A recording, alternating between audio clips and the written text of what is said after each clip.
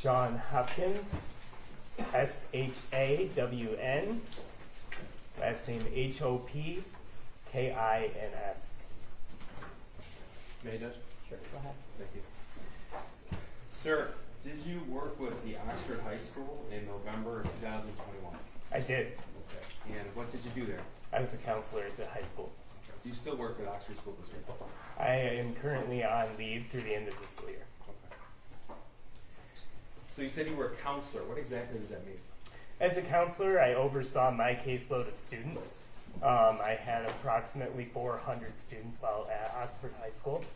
I helped them with post-secondary planning, scheduling. I helped them also with social emotional issues and really kind of working with them holistically throughout their time in school. Okay, so you said you had about 400 students in your caseload, is that right? That is correct. Okay, so how many students, if you know, attended Oxford High School in November of 2021? I believe it was around either 1750, 1800. Okay, so how many counselors were there? There were 4 counselors with main caseloads, and then we had a counselor who had early college students. Okay, so the 4 you call them main counselors, would they have a similar type of caseload? Yep, we were divided out alphabetically, so we each took about an equal amount of students. Okay. So you described a few different duties. Did you have any primary responsibilities as a counselor, or did you sort of have a lot of different responsibilities? I would call it a lot of different responsibilities that were all primary. Okay. I don't know that there was one that we would put above the other that I described. So in your general caseload, did you have regular meetings with students, or was it as an as-needed basis? Both, actually. We did have a couple meetings per year that were scheduled, especially with seniors. We would meet with them regularly, and then we would meet once per year to go over scheduling and making sure that students were getting everything they needed for graduation, and then on an as-needed basis for any students. Okay. So tell me about your background, please. Well, I graduated from college in 2009, actually started as a youth pastor, worked in that role for from 2009 to 2018. I actually crossed over some with my time in the schools. I graduated with a master's in counseling from Oakland University in 2015, served the 2014-2015 school year as an intern at Oxford High School, and then was hired on full-time after that. Okay, is that where you had been employed up until, from that point up until the time you went on leave? No, I was at Oxford Bridges High School for the 2022-23 school year. Okay, what is that? That's the alternative high school within the Oxford Schools District for students who are credit deficient and at risk for graduation because of their credits. Okay, thank you.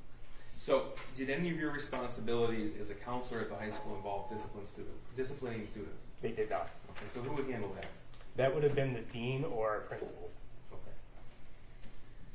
So, November of 2021, Oxford High School, at that point, were students still masked? They were. Okay. Was it in-person learning, or was it hybrid, or was it remote? It was primarily in person. We did have times when we were unable to stay in person due to amount of students out with COVID tracing. Okay, so it was in person whenever possible. Would that be Yes. correct? Okay. Now, what sort of issues would arise with the students in your caseload in the fall of 2021? It was a difficult time. Looking back on it, it was a time when, it was a lot unknown for students, especially if they would be quarantined at times. You were working with them, making sure they were able to stay caught up. We actually had teachers filming their class as they were teaching their class oftentimes to make sure that they were able to keep students engaged even when they were out. So it was difficult from a scholastic standpoint, which in a lot of ways led to it becoming difficult from an emotional standpoint for students, where it just became, the unknown can be difficult sometimes. What sort of mental health struggles would you see during that time? We saw a lot of depression, anxiety, students struggling, and we saw suicide ideation and unfortunately suicide attempts during that time. Tell us, please, what exactly does suicide ideation mean? It's a difficult one to define for a lot of people, but really what suicide ideation is are themes or things which may be related to suicide. So we could see sadness, which in itself isn't suicidal, or we could see depression, which in itself isn't suicidal. But when we see these themes together, sometimes they can be linked with suicide. Okay. In November of 2021, as well as the previous school year, was Jennifer Crumbley's son one of the students assigned to your caseload? He was. Okay. When would have been the first time you interacted with Jennifer Crumbley's son? To my memory, the first time would have been in the fall of the 2021 school year. Okay, so what purpose would you have interacted with him then? You would have been a freshman at the high school? Well, I do know that there have been things I interacted with him as a freshman, but I don't have memory of those. We would have done scheduling, we would have done just normal routine things, but I don't have a memory of that. So when you say scheduling, you mean scheduling classes? Yeah, Okay, so that was one of your responsibilities as well? it was. Okay. Now, first of all, is Jennifer Crumbley in the courtroom today? Yes, she is. Can you point here and describe something she's wearing today, please? She is to my right, wearing a black jacket. Your Honor, with the record reflect identification? The record will reflect in-court identification of the defendant, Jennifer Crumbley.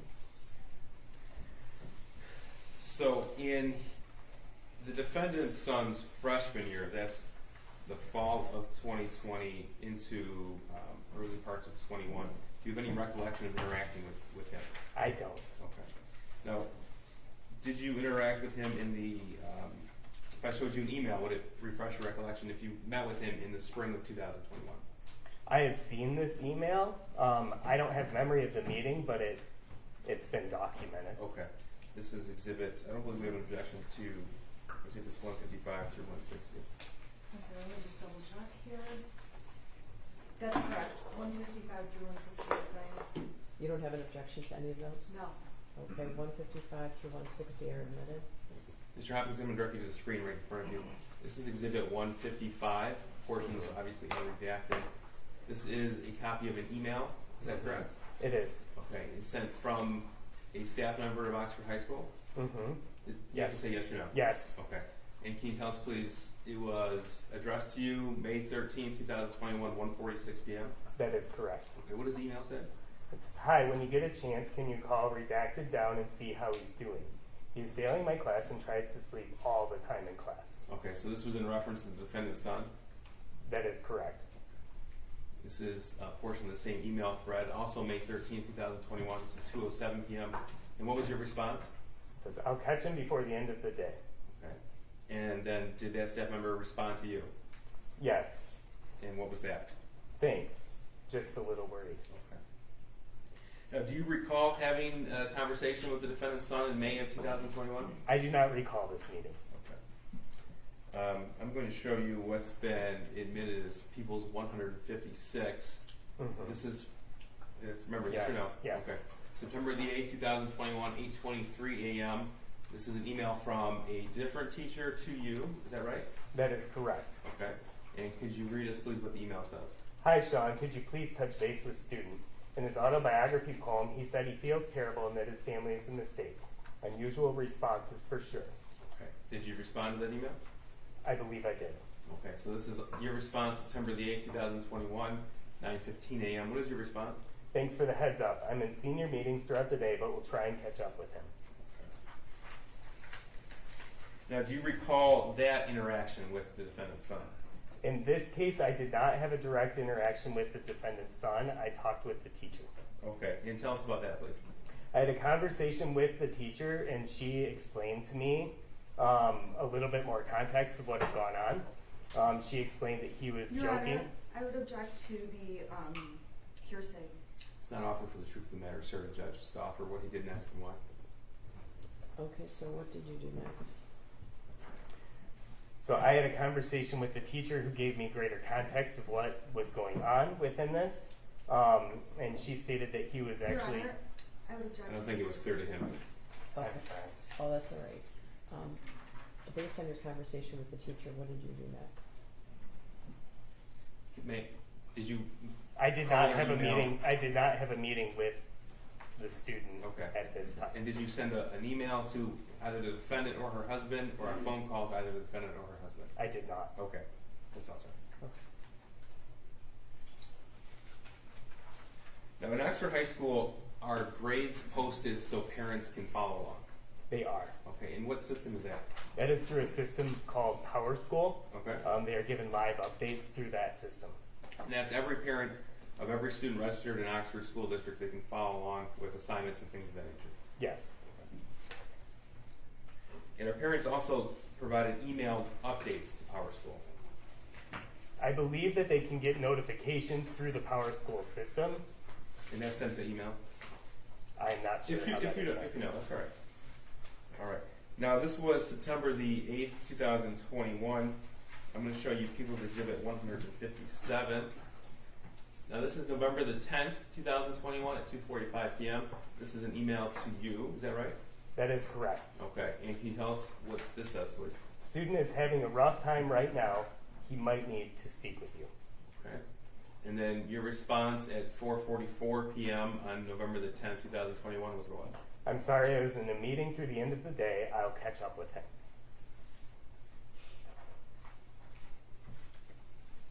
Okay. And did you catch up with him? I did the following day. Okay. Tell us about that, please. I had a quick meeting in the hallway on his way to class and just let him know that if he needed somebody to talk to, that I could be there for him. Okay. Now, did you contact either that student's mother or father at that point? I did not. Okay. Did you send it an email? No. And why not? Because it was something that was very typical. I didn't have any information on the student other than he was sad, which to me is a pretty common thing and a normal thing. And I just wanted to be able to offer a bridge that if that student wanted to talk. Okay. And you offered that bridge to the student? I did meet with that student in the hallway and offered that opportunity. Okay. And for the record, that was Jennifer Crumbley's son. Is that correct? That is correct. Now, the next time you had any interaction with the defendant's son was November the 29th, 2021. Would that be right? Yes. This is Exhibit 158. Sir, this is an email to you that eventually was forwarded. Is that correct? This email was eventually forwarded to me fairly quickly after it was sent to the two on this email. Okay, so this is Monday, November 29th, 9:32 a.m. Can you read us, please, what the email says? I have a student during first hour today, defendant's son, who is on his phone looking at different bullets at the end of first hour today as I was walking around the room passing out their essays. I didn't get a chance to investigate it a bit further since it was the end of the hour. Now that he's on my radar, I'm also noticing some of his previous work that he's completed from earlier in the year leans a bit toward the violent side. I can bring these things later today during my 5th hour prep if you would like them. Okay, so this was 9:32 a.m. and you weren't on the initial email, but it was forwarded to you. It was forwarded to me. Okay, and tell us what happened next, please. At this point, I received a phone call from Pam Fine, who was on the original email, asking if I would be able to come to her office. She was planning to call down the student and meet to discuss the contents of this email. Now, in the realm of either a school counselor or someone who's in discipline of students, there are certain levels of escalation when it comes to contacting a student and or a parent. Would that be right? I would agree with that, yes. Okay. So there's a check-in. Your Honor, I would ask that the witness answer the questions and avoid the leading questions. Please. I'll repeat. Okay, so earlier you testified that you had just met with the student's teacher in September of 2021. Yes. Okay, and you felt that was sufficient at that point? Yes, because I was able to gain more context. Okay. November the 10th of 2000, well actually you met with him November the 11th, 2021, you took the next step to meet with him. Yes. Okay. And now a decision was made, you just testified that, to actually bring the student into the office. That decision was made. I was not the one who made that decision. Sure. But as far as you're concerned in your role, what are the levels of escalation to contact either a parent or somebody else? It depends on the situation. If it's a discipline issue, I would be contacting a dean or a principal. And then they would be the ones leading the meeting from there. If it's a social emotional issue, or if I feel the student is at risk of harm to themselves, I would be contacting a parent in that case. Okay. So you said it was Pam Fine who was on that initial email, and what was her role at Oxford High School? She was a restorative practices coordinator at that time. So tell me what happened after you received that phone call. I walked to Pam Fine's office, and the student had been called down and then walked into her office. Okay, the student being the defendant's son? Yes. Okay, tell us about that meeting. It was fairly brief. I was there as student support throughout the meeting, not to have direct conversation about the content of the meeting, but it was really a chance to get an idea of what he was looking at and why. Okay. When you said you were there for the standpoint of student support, what does that mean? Well, when a student is facing a potential discipline issue, it's fairly common to call a counselor in, as we are not the ones issuing the discipline in that case, but we can be a person there who's in the corner for the student. So is that intentional to keep the discipline separate from the counselor? Yes. Why is that? Because the counselor is not a role of disciplinarian, the counselor is a role of student support. So your focus then would be on the mental health and well-being of the student, not if the school rule was violated. That is correct. Okay, you said the meeting was fairly short. It was less than 10 minutes. Okay. Was a decision made to take the next step to contact a parent? There was a phone call to the parent after the meeting. Okay, now, do you know how that decision was made and why? I do not know how that decision was made or why. Okay. Were you there for that phone call? I was. And it was a voicemail? It was a voicemail. Okay. And who made it? You or Ms. Fine? Ms. Fine is the one who made the phone call. Now, when was the next time you had any interaction? Well, first we'll go through the rest of 158 here. It'll be on your screen. Okay. This is when it was the email forwarded to you at 9:34. Can you read this email, please? I sent the following email to Nick and Pam. I wanted to make you aware as well. I'm not sure if you had any contact with this student. Okay, now who's Nick? Nick was a dean of students at Oxford High School at the time. Okay. And 9:36 a.m., you responded to the email. What did you write? Thanks, Jacqueline. I'll be touching base with him as well. Okay, thank you. Now, when is the next time that you had contact with the defendant's son? It would have been the following morning of November 30th. I'm going to show you what's already been admitted as 159. This is also an email. This is Tuesday, November 30th, 2021 at 8:05 a.m. And you were on this initial email, correct? Yes. Okay, could you tell us what the email says, please? I know Jackie emailed you guys yesterday with some concerns about student in our first hour class. Today he is watching videos on his phone of a guy gunning down people. It looks like it's a movie scene and not security footage / a real event, but definitely still concerning when taking into account some of his other behaviors. Okay, so this email was sent at 8:05 a.m. the morning of the shooting. What Yes. time did you receive it? Well, I received it at 8:05. I believe I responded and saw it about 30 minutes later, I'm sorry, that was a bad question. If you recall, what time did you actually read it? around 8:30. Okay. What was your reaction when you read the email? My first reaction was, here we go again, of another conversation of you have to follow school rules, you have to be able to make decisions that aren't going to be detrimental to your time in class. Okay. Now, did you receive, subsequently you met with that student, correct? That is correct. Okay, but before you did you receive another email regarding him? Not to my knowledge, no. Okay, well, did you receive another email regarding the defendant's son that day? I did, but it was, what happened was a math teacher showed a picture to our dean of students, Nikki. Okay, so I'm going to show you 160, what's been admitted. Okay. This is from a teacher to you and Mr. Ejak, who references the dean of students. Yes. This was sent 9:32 a.m. and this was a photograph of a drawing by the defendant's son. Yes, this was sent after I already had defendant's son in my office. Okay, so let's back up a little bit then. You looked at the first email around 8:30 in the morning, you said? Yes. Okay, and then what decision did you make and why? I was on the phone when I saw the email, and upon hanging up the phone, I actually had Mr. Ejak come to my office. Why is that? Because he had been shown the math assignment, which is attached in the email currently on the screen. Okay. And then tell me about that conversation. He mentioned that Miss Morgan had shown him this picture. I said, Ethan, because I had his schedule up on my computer going to planning on talking with him. Okay. And then I made the decision as the counselor to go into his class because it is, when a counselor goes into a class, it could be for anything. Okay. You said you had made the decision to speak with him.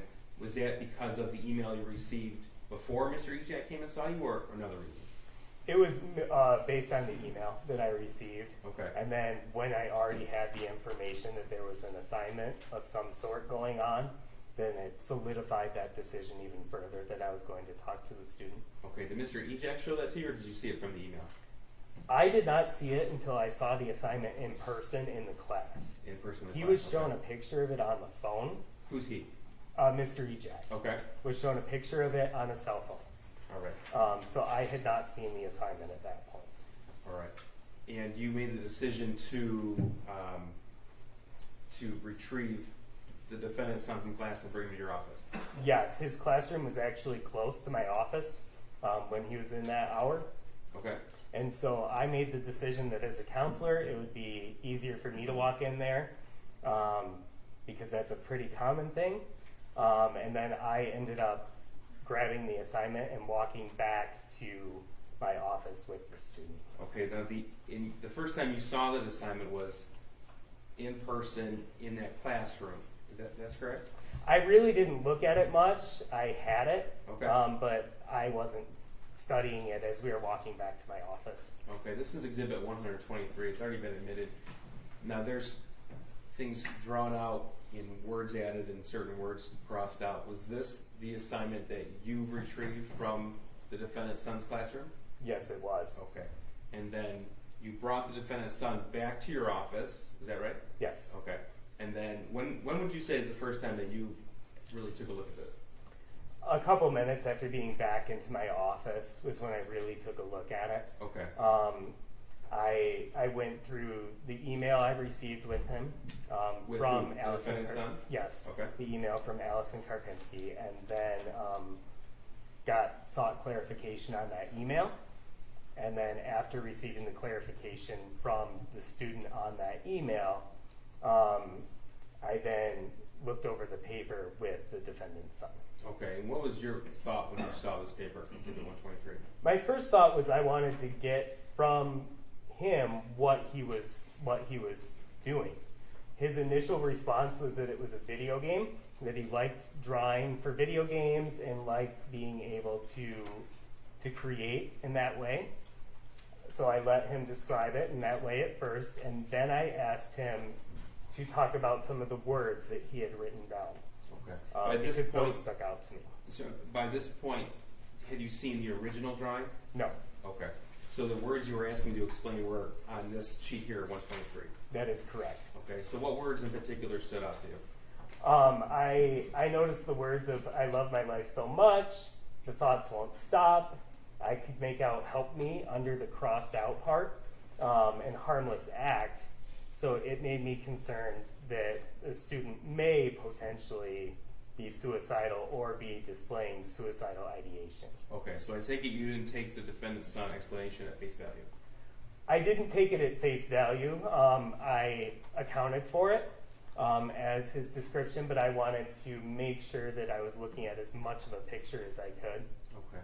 So when you reviewed this drawing, and again, this is before you saw the original drawing, did you decide then to ask more pointed questions? I did. I really wanted to point out the words that were in the drawing because they were the easiest to see, and I wanted to get explanation for the words that wasn't just, it's a video game.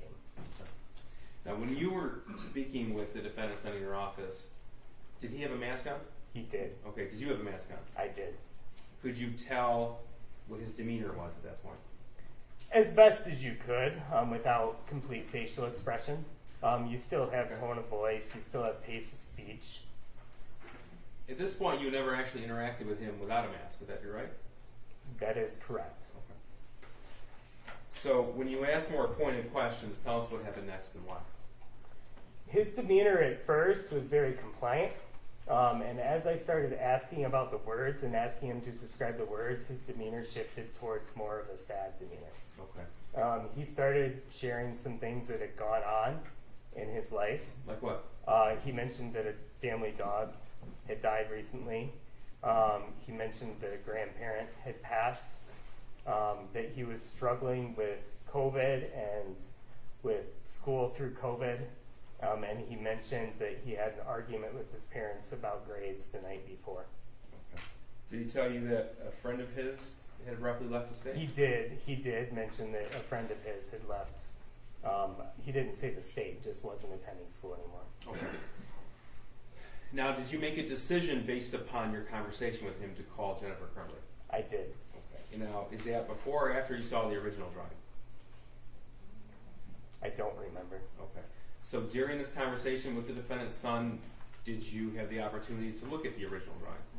I did receive the original drawing in an email, probably 25 to 30 minutes after retrieving him from class. So this is Exhibit 74. It's already been admitted. This is the original drawing that was shared with you? Yes. Okay. Now, what about this drawing causes you concern as well? This drawing also gave me a lot of concerns of suicide. When I looked at it and I saw one body, when I looked at it and saw words that were internalized of "the thoughts won't stop, help me," I started becoming concerned about the student's well-being and made the decision that I needed to involve parents. Okay.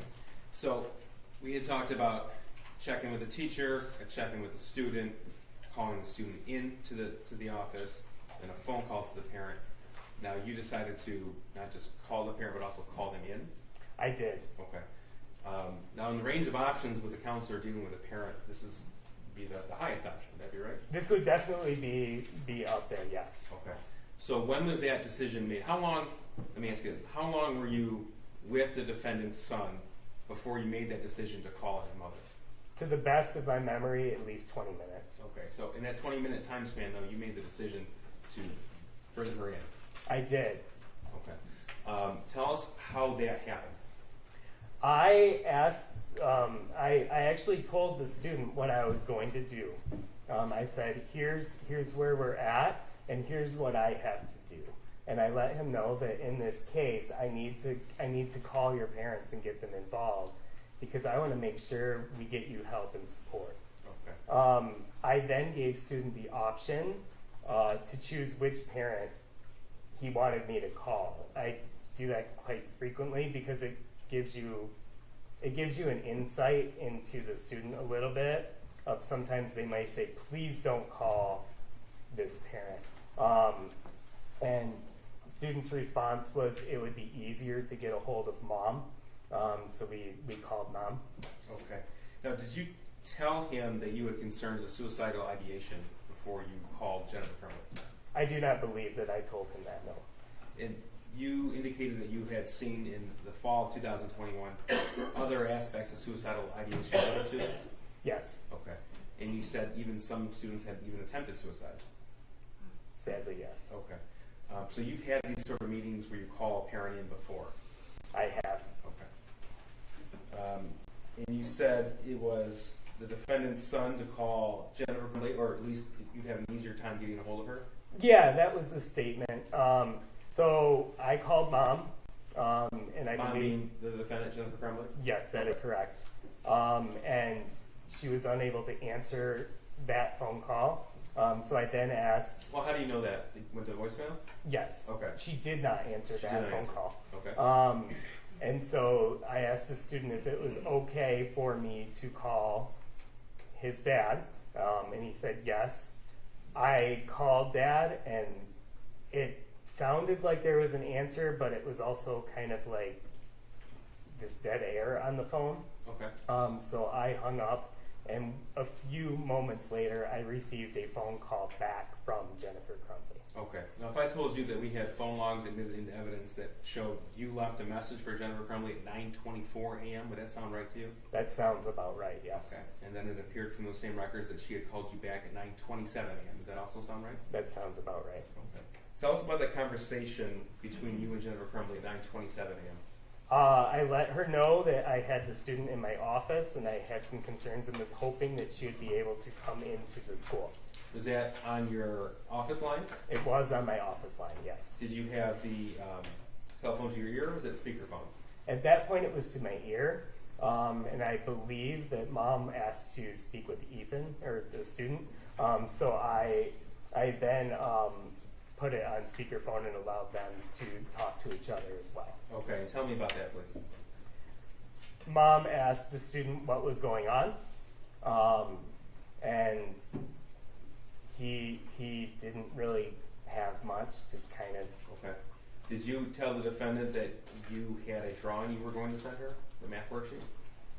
I believe I did, yes, Okay. and then I sent it to her, Okay. to her cell phone. And did she comment on that drawing, the math worksheet, to you while she was on the phone with you? Not to my memory.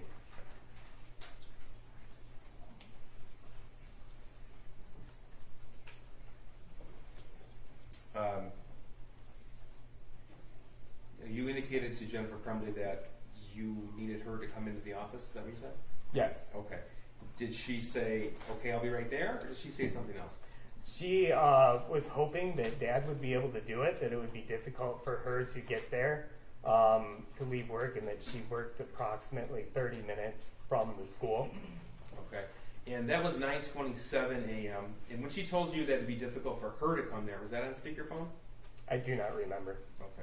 So what was from the records, it shows about a 5-minute phone call between you and Jennifer Crumbley at that point in time.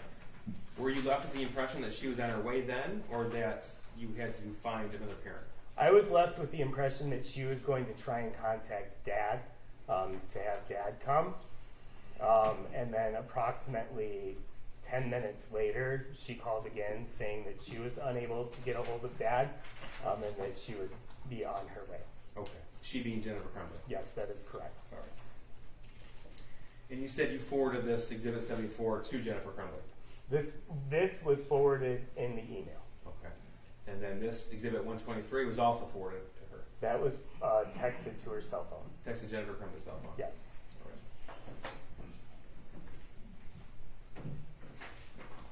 Is this a good or bad time to break? This would be fun. Yeah, their lunch is here. So, Mr. Hopkins, you can't discuss your testimony with anyone before you return. Okay? All right? Then you can step down. We'll come back at 1 o'clock. Okay? Right there, yeah, their lunch. Thank you, Jeff.